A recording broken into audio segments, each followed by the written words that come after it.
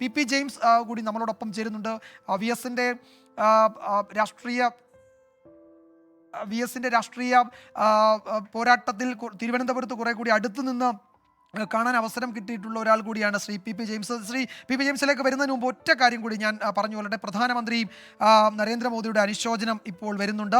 ആദർശ ധീരതയുള്ള നേതാവ് V S Achuthanandan അനുശോചനം രേഖപ്പെടുത്തി പ്രധാനമന്ത്രി നരേന്ദ്രമോദി. കേരളത്തിൻ്റെ പുരോഗതിക്ക് വേണ്ടിയും വികസനത്തിന് വേണ്ടിയും ജീവിതം മാറ്റിവെച്ച നേതാവെന്നാണ് മോദി വി എസിനെ വിശേഷിപ്പിക്കുന്നത്. മുഖ്യമന്ത്രിയായിരുന്ന കാലത്തെ കൂടിക്കാഴ്ചകൾ അദ്ദേഹം ഓർത്തെടുക്കുന്നു. ചിത്രങ്ങൾ അദ്ദേഹം പങ്കുവച്ചിട്ടുണ്ട്. കേരളത്തിൻ്റെ പുരോഗതിക്ക് വേണ്ടിയും പൊതുപ്രവർത്തനത്തിന് വേണ്ടിയും ജീവിതം മാറ്റിവെച്ചു വി എസുമായി നിൽക്കുന്ന ചില ചിത്രങ്ങളും അദ്ദേഹത്തിൻ്റെ അനുശോചനത്തിൽ പങ്കുവയ്ക്കുന്നുണ്ട്. പി ജെയിംസ്, താങ്കളിലേക്ക്. വിജയകുമാർ, കേരളത്തിൻ്റെ രാഷ്ട്രീയ സാമൂഹ്യ മണ്ഡലങ്ങളെ മുഴുവൻ മാറ്റിമറിച്ച ഒരു നേതാവാണ് കടന്നു പോകുന്നത്. ഒരുപക്ഷെ ഒരു ചരിത്ര മുഹൂർത്തം എന്ന് തന്നെ പറയേണ്ടി വരും.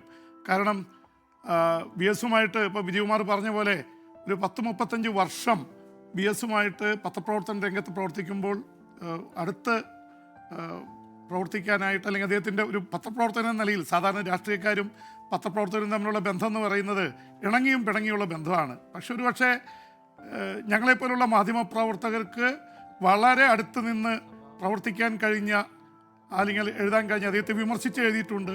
പക്ഷേ പലപ്പോഴും വി എസിനെ കുറിച്ച് തോന്നിയിട്ടുള്ളത് അദ്ദേഹത്തെ മുഖ്യമന്ത്രി എന്ന നിലയിലോ അല്ലെങ്കിൽ ഭരണാധികാരി എന്ന നിലയിൽ ഓർക്കാനല്ല ഒരു പ്രവർത്തകൻ എന്ന നിലയിൽ ഞാൻ ആഗ്രഹിക്കുന്നു.